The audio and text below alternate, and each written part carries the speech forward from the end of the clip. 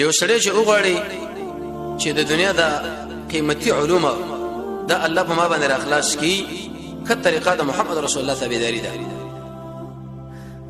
ځکه د علم د اصول لپاره لس اسباب دي.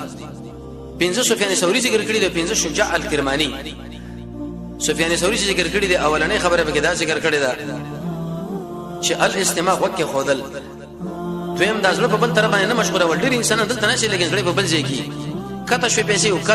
پورته شوي رخ کته شو دی خوا شو ګټه موکړه دکان کې و مونږ کړه نه زړه بدل ته برابرای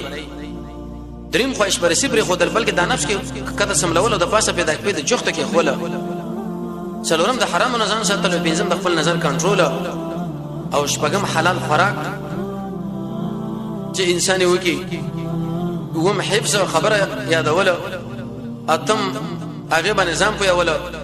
نه هم د خلکو ما بین کې نشر کول او لسم د محمد رسول الله تابعداري. دا لس اسباب د علم دي. کله دنیا علم او کله آخرت علم وغواړي چې په تا باندې اخلاص کړی شي نو ته به کومه طریقه کوي. دا خبرم صحیح ده چې د بادام مادام مخره خور ټول مخکې د رسول الله سره روان شي. دغه څه منعت نشته. زمون حکیمان لم چې خلک ورشي نو دومره پوښتنه وخره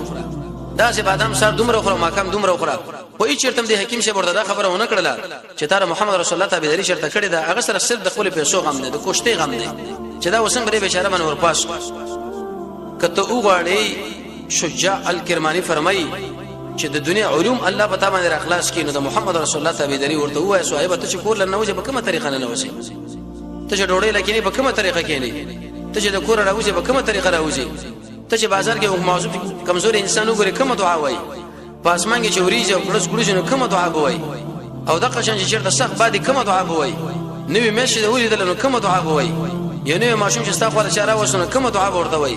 دا مسله به درې هغه بس دا یره ودا به درې ټیمه خوري دا به دومره ټیمه خوري دغه به می استعمالو خپل رسول الله صلی الله علیه وسلم کا